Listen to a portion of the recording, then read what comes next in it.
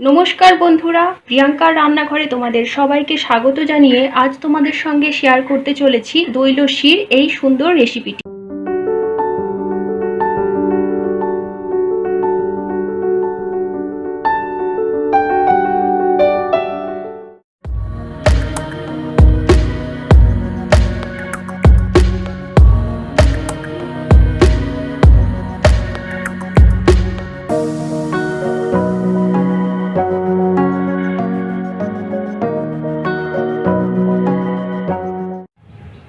দই লস্যি বানানোর জন্য আমি একটা বড় মিক্সির জারের মধ্যে 8 টেবিল চামচ টক দই নিয়ে নিয়েছি।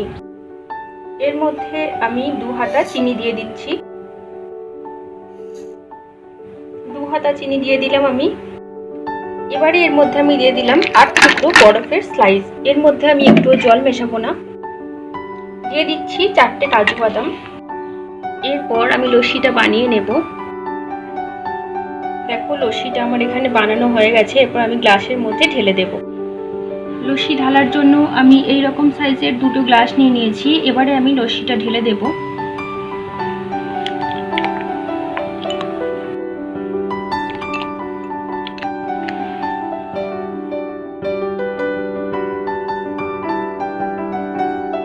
দেখো দোকানের থেকেও দুর্দান্ত স্বাদে বানিয়ে ফেলেছি আমি 2 গ্লাস লস্যি।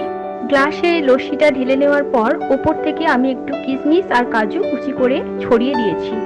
দোকানের লস্যি খেতে এতটা টেস্টফুল হয় না যতটা টেস্টফুল হয়েছে এই লস্যিটা খেতে। তো তোমরাও এইভাবে সহজ পদ্ধতিতে বাড়িতে দই লস্যি বানিয়ে খেতে পারো। গরমের দিনে খুবই আরামদায়ক। আজ আমি আমার ভিডিও এখানেই শেষ করছি বন্ধুরা। ততক্ষণের জন্য টাটা।